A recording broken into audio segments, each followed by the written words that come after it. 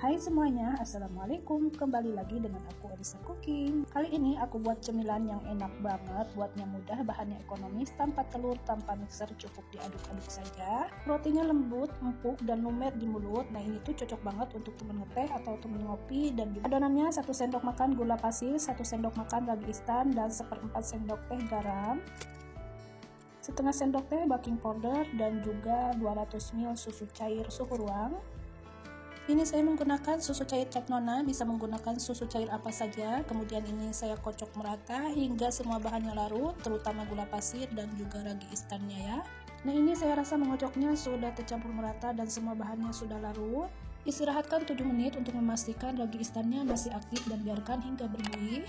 Setelah membiarkannya 7 menit, nah ini ragi instannya sudah berbuih dan pastinya masih aktif ya untuk ragi instannya. Nah tentunya saya juga sudah menyiapkan 300 gram tepung terigu, masukkan secara bertahap. Ini saya mengaduknya menggunakan tangan saja ya, tanpa mixer, cukup diaduk-aduk saja menggunakan tangan manual seperti ini ya teman-teman.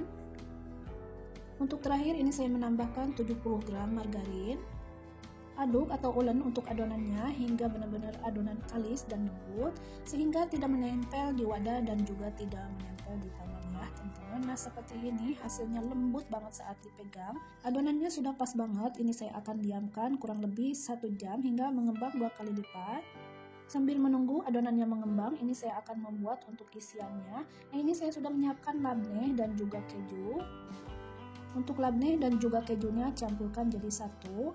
Tapi untuk kejunya ini saya menggunakan 2 sendok makan saja karena ini kejunya terlalu asin ya. Untuk isiannya bisa disesuaikan selera masing-masing ya teman-teman, bisa menggunakan coklat, keju, sayuran ataupun apa saja.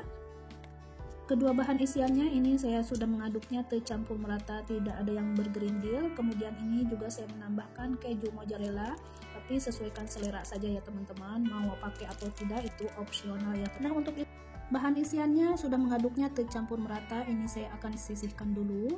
Kembali ke adonan yang sudah diistirahatkan 1 jam, nah ini sudah terlihat mengembang 2 kali lipat untuk adonannya.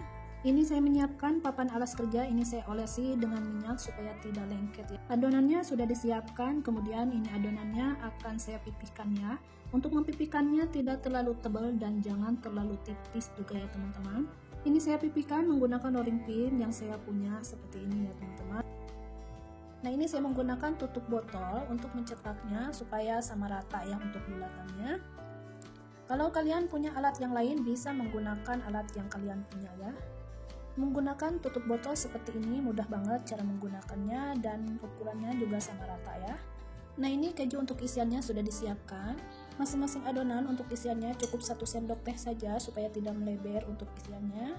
Bagian pinggirnya dirapatkan, dicubit-cubit supaya isiannya tidak keluar. Lakukan hingga selesai seperti yang sebelumnya, hingga semua adonan terisi dengan keju. Nah semua adonan sudah terisi dengan keju, ini akan saya istirahatkan kembali 20 menit ya. Setelah 20 menit, ini adonannya sudah mengembang 2 kali lipat, ini sudah siap digoreng atau dipanggang ya. Siapkan teflon, tuang sedikit minyak, jangan banyak-banyak ya untuk minyaknya. Dirasa teflonnya sudah panas, masukkan masing-masing adonan secukupnya teflon yang kita gunakan ya. Gunakan api sedang cenderung kecil supaya rotinya tidak mudah gosong dan matangnya sempurna. Dirasa sudah terlihat menguning bagian sebelahnya, kemudian sekali dibalik ya untuk rotinya. Rotinya terlihat cantik, pas banget, tidak gosong dan kuning kecoklatan, matangnya juga merata. Biarkan rotinya panggang atau goreng hingga benar-benar matang sempurna. Dikira rotinya sudah benar-benar matang sempurna, angkat dari teflon dan tiriskan. Nah ini roti yang sudah digoreng hasilnya cantik, lembut, empuk, dan ini tuh enak banget. Roti berpaduan keju, di luar lembut, di dalamnya lumer. Cara membuatnya pun mudah, bahannya ekonomis, tanpa telur, tanpa mixer, tanpa oven, tanpa goreng, dan hasilnya sangat memuaskan. Pasti semua orang pun bisa membuatnya.